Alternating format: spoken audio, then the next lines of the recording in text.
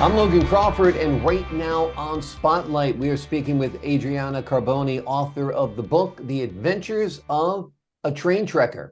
It's all about her experiences traveling on the Indian Pacific and the Ghan, as well as her tales of Queensland Rail.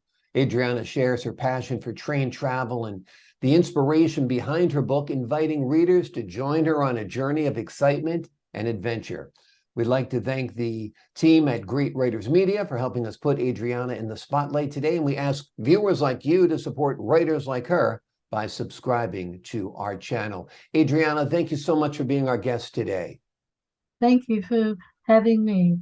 My pleasure. I am so jealous of all the train travel you've done. It's such a wonderful, relaxing, romantic, beautiful way to see the world, in my humble opinion. I'm sure you agree, right?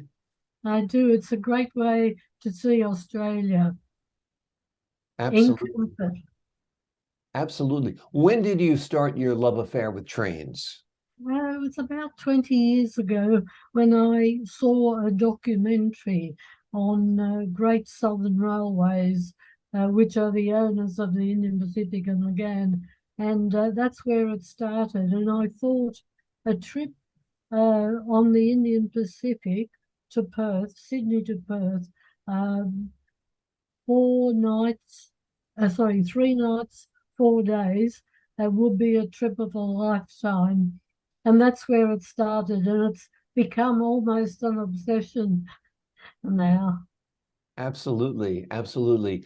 Now, tell the folks at home a little bit about what types of trains these are, what kind of appointments they have, what your accommodations are like when you're staying on a train for multiple days and nights. Well, the accommodation is very good. The meals are absolutely wonderful. They're gourmet meals. You have your own compartment, which converts to a bed at night and an armchair of a daytime. You have a lounge car, a dining car, where you have your breakfast, lunch, and dinner. And you meet wonderful people. Yeah, it feels a little bit like an Agatha Christie novel in a way, except there's no murder on this Orient Express, which Well, is a good people have thing. asked me, are you going to write another book? And I said, well, if I do, it will not be called Murder on the Indian Pacific. Exactly, exactly. We don't want that at all. Which is your favorite line? The Indian Pacific, the Ghan, the Queensland Rail? Well, look, possibly Sydney to Perth on the Indian Pacific. It's one of the longest train journeys in the world. It goes across the Nullarbor, which is across the desert. It stops in different places. And what I like about the outback is at night you can see the stars. I live in the centre of the city, as you can see, and we don't see many stars here. Absolutely, absolutely. And how many miles or kilometers is it from Sydney to Perth? And how long does that journey take? It's over 4,000 kilometres. Wow. So it's a long, long way. Yeah. Are you It stops anxious to at get off some the train? stops at some interesting places. One of them being Cook, which is on the Nullarbor, and it is situated next to the longest straight rail track in the world, 478 kilometres, not a bend. Amazing, amazing. It was once a thriving town, but when the switch from steam locomotives to diesel did not require as many staff because they then used concrete sleepers. And so now it's just about a ghost town and a stopover for train drivers for the night. It still has the old hospital, swimming pool, etc. now, which is filled, and the inevitable souvenir shop. it has some quirky signs on the hospital. You'll see a sign saying, our hospital needs you, get sick. If you're crook, come to cook. Wonderful. And it still has the two jail cells, because it did have a police station. I've got a copy of it here. Oh, Okay. I've lost you. I'm here. Don't worry. I see you. That's all that matters. Okay. Can you see him? You know, I was going to ask you, what made you decide to write a book about your train travels? Look, it was during lockdown, um, and I don't know what convinced me. I was looking through some old itineraries, and it started from there. I just put pen to paper, and it started from there, and I kept going until I got a full manuscript and decided to have it published. Wonderful, wonderful. Well, we're glad you did. And also during the lockdown, you must have thought that train travel might never happen again because everybody was so afraid of people That's traveling by correct. train Yes, was yes. not happening, right? No, that's right. They were all cancelled, but then they started up again slowly, Hmm. and so now they're in full swing. Hopefully, we don't have another lockdown. Yeah, definitely. From your lips to God's ear, that doesn't happen. That's for sure. Is there a particular moment during one of your train journeys that really sticks with you? Um, well, possibly. Um, I do like the Queensland trains. They have a very good rail system, and you can go from Brisbane up to Cairns. I'm sure you've heard of Cairns, Mhm. or the Spirit of Queensland. A wonderful train, and it goes along the coast. Lovely scenery, wonderful. I really enjoyed that. That's about 2 nights and 2.5 days. So that's a good beginner trip in a way. It's long distance, but not so long on the train that you're wondering when it's all going to end, right? Yes, well, hopefully it won't. Well, not too soon Absolutely. anyway. What advice would you give to someone who's thinking about taking a long distance train trip for the very first time? Well, for the very first time, you come over here, and I urge you to take one of these trips. Mhm. You'll find it comfortable, and it's the best way to see Australia. Um, you will enjoy it, and I urge you to take one. Yeah. It's funny here in the States, you know, our train travel isn't great. I have to tell you. When people take a long distance train here, sometimes they're sorry they did. Even going from, you know, Washington, D.C. to Yeah, Florida, which is probably yeah, 12 to 1,500 miles. yes. People sometimes regret it because a train breaks down and it's slow and the food is no good. And, you know, so you're lucky you live in an area where the train travel is luxurious like that. Yes, it's they're very reliable, and yeah, they're wonderful. They're really well organized, and I would urge you. I hope that you will come in the near future and take one of these trips. Absolutely. I'd like to bring a camera crew and document it because I think it'd be a beautiful That would be documentary. very good. It would make a good documentary. Yes. Absolutely, absolutely. So when you're on these trains, what do you generally do? I know there's meals, I guess that helps pass the time, and you talk to other folks. Tell us Yeah. what like a typical trip is like for Well, you. most of the time you do meet wonderful people. You make a lot of friends. Um, You appear to be eating it's breakfast, lunch, and dinner, and it just seems to be continuous. Yeah. And also there's a lounge car with a bar, and you can have wonderful conversations with people. And also the scenery changes frequently. It goes from, say, from Sydney, where there are traffic lights, out into the more arid areas. Wonderful. Are you thinking about taking any different or new train journeys? Oh, well, I was thinking of doing the Ghan from Adelaide up to Darwin. Um, maybe next year. I haven't been on that one for a while. When we get up to Darwin, you can always take a coach trip down the west coast to Perth and then come back to Sydney on the Indian Pacific. Sounds nice. Do you generally travel with someone, or do you travel by yourself on these trips? Who are you? Do you have a companion you I travel with? usually join a group Hmm. and we will go on these trains together, because when you're going along, there are excursions at each stop. Mm. So that makes it more interesting. And what kind of excursions are they? Well, for example, you might go out to a mining area, like in Broken Hill, which is where they found silver. You go out to the mine, you can go out to they have wonderful artists out there, like Pro Hart. You've probably heard of him. You can go to his museums. We go on excursions out to Ayers Rock, for example, which is now called Uluru, and things like that. Yeah, wonderful. And they take you out on a coach and bring you back to the train, and then you go on to the next stop. Wonderful, wonderful.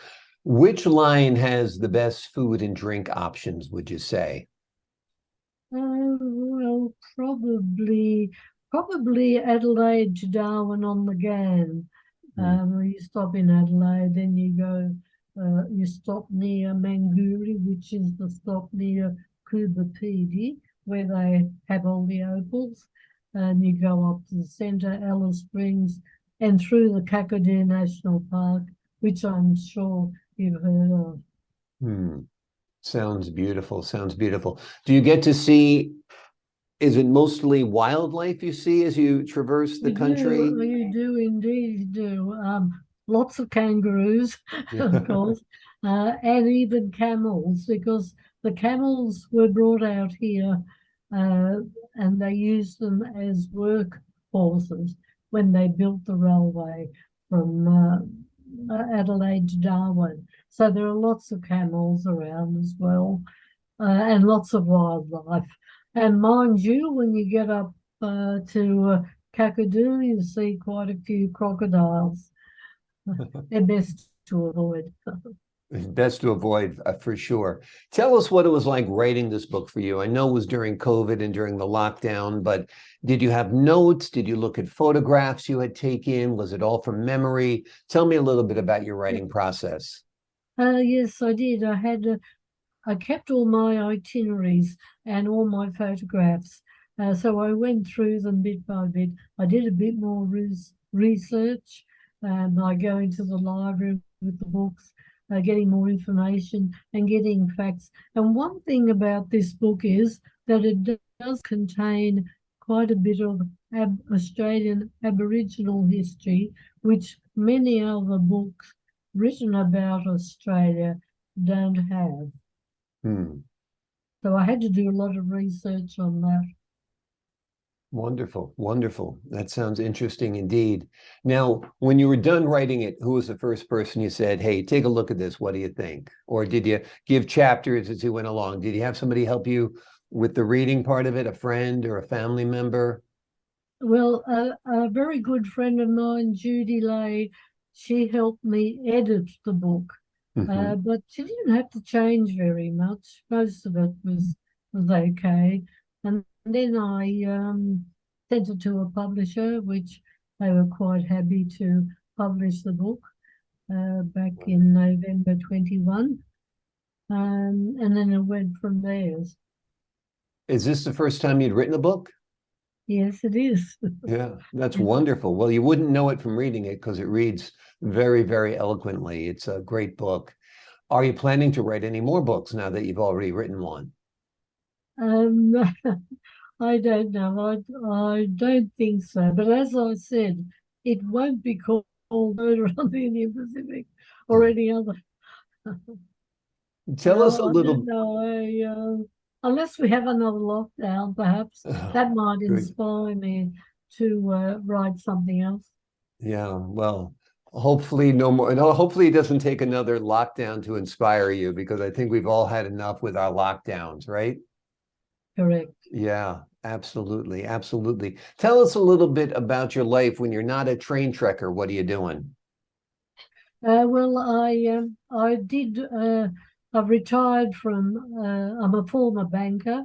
Hmm. I worked for Westpac Bank for over 20 years, and I now do volunteer work at St Vincent's Clinic, which is the hospital here in Sydney, and sometimes I do work for the Royal Flying Doctor in their office.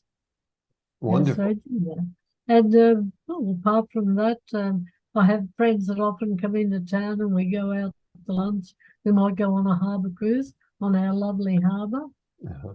Yeah. So Absolutely. Yes, life's Sydney pretty is, good. I can't complain. yeah, that's great. Well, Sydney is such a beautiful city, and that's where you're based, in Sydney, Australia, right? I'm in Sydney. I'm right in the centre of the city. Right. I've never been. One of these days, I'm going to get these long legs on a plane and fly all the way to Australia to see beautiful Sydney and the rest of your gorgeous country and continent. But I Yes. haven't done it yet, and probably explore New Zealand as well. Have you been over and explored New Zealand as well? Sorry, Have you explored New Zealand also? It's kind of in close proximity. I have indeed. Yes. Yeah. Beautiful country. Yeah. Beautiful country, New Zealand. Yes. Not far to go. It's about 2.5 hours Right. flying. Right. Okay. Wonderful. Wonderful. And so your next train adventure, where do you think it's going to be? You're going to just spin the wheel and see where it takes you, or? I think I might do that. Spin the wheel. Yes, Absolutely. I'd like to go up to Darwin again. I like Darwin. It's a nice, quiet city. Gotcha. Sounds great. Sounds great. And what's in Darwin that's enjoyable for the folks at home? Could they see there? Yeah, well, Darwin was heavily bombed during the Second World War. There are museums there.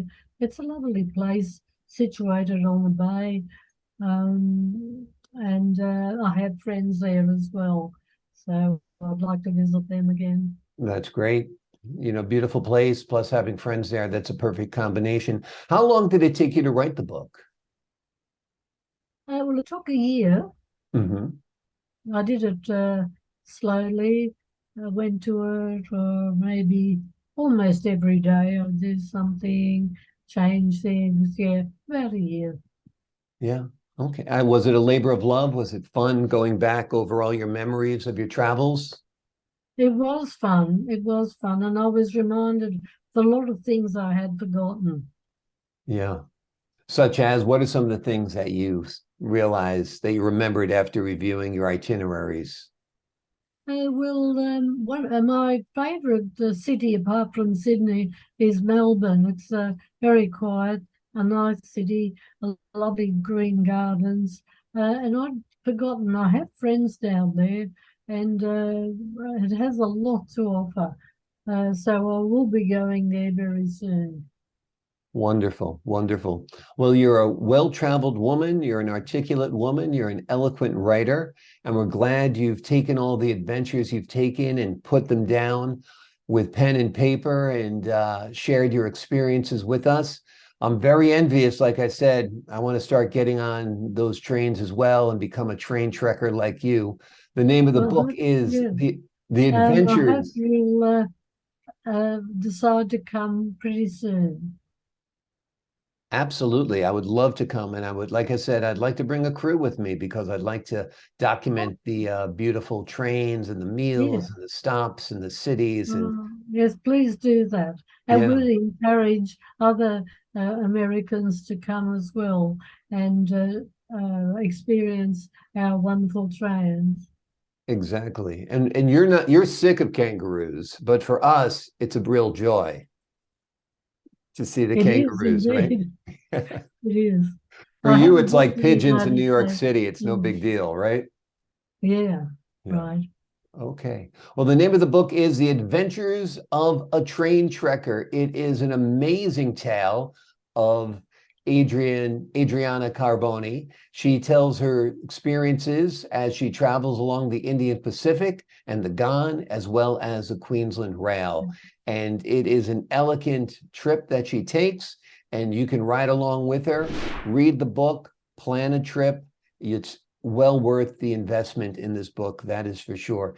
Adriana, thank you so much for joining us here today on Spotlight. Thank you for having me. It's been nice to meet you. Nice to meet you as well. Happy trails as you travel along the country and the continent. And to the folks at home, I'm Logan Crawford, thanking you for your time. This time, until next time on Spotlight. Thank you.